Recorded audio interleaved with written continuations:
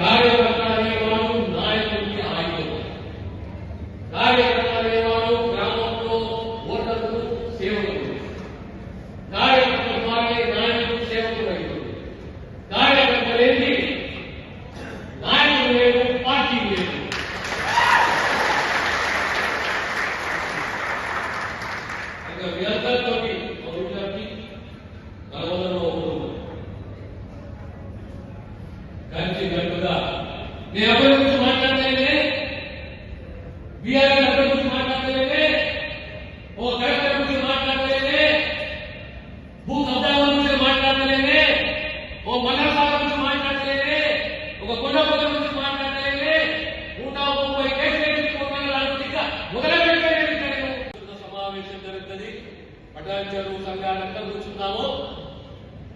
AP వల్లర Sagar, AP కొండ Pochamma, AP భూసేకరణ, AP 2013 చట్టం. ఆనాడు ఒక కలెక్టర్ ఒక ముఖ్యమంత్రి కాళ్ళు ఏ రకంగా మొక్కిండు, ఏ రకంగా కలెక్టర్ అంటే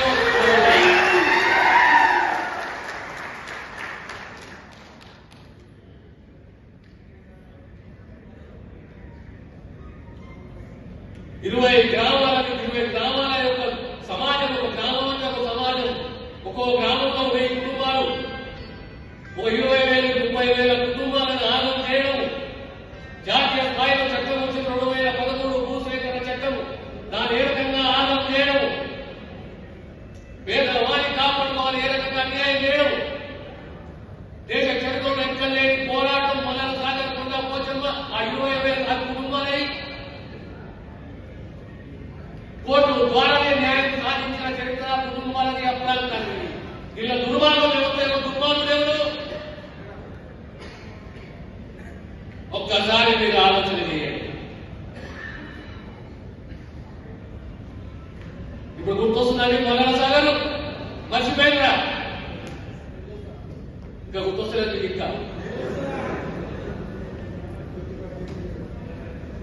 చాలా విషయాలు చెప్తా. ఆనాడు మంత్రి ఎవరో, ఆనాడు కలెక్టర్ ఎవరో, ఆనాడు ఏ కుటుంబాలకు ఎట్లా అన్యాయం జరిగింది, ఆనాడు రైతులకు ఏ రకంగా అన్యాయం జరిగింది, ఆనాడు మహిళలకు ఏ రకంగా అన్యాయం జరిగింది, ఆనాడు భూసేకరణలో ఆ పట్టా భూములకు ఏ రకంగా అన్యాయం జరిగింది, ప్రతి విషయం చెప్తా. ప్రజలు మర్చిపోయారనుకుంటారేమో, ప్రజలు కలవలేదు. నీకు ఎంత ఆశ్చర్యంగా వచ్చింది. ఎక్కడ పోయిన చెరువులు, ఎక్కడ పోయిన కాలువలు, ఏ చెరువుల మీద ఏ గుండాల మీద ఏ నీళ్లు పెట్టారు చెప్పాలా? సర్వే నంబర్లు చెప్పాలా?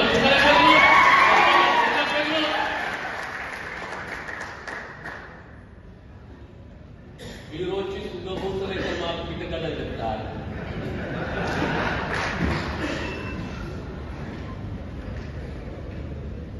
పద్ధతితో తెలుగు సిగ్గుకు మధు చెప్తున్నాడు.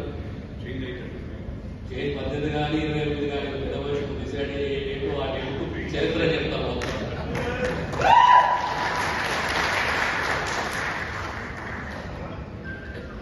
మేము ఎప్పుడు చెప్పుకోలేదు. మరోసారి మేము కొట్లాడాము, తెలంగాణ మేము తెచ్చినాము, కిరోసిన్ డబ్బా పెట్టుకున్నాము, దారి కాట పక్కులేటప్పుడు మర్చిపోయినాము.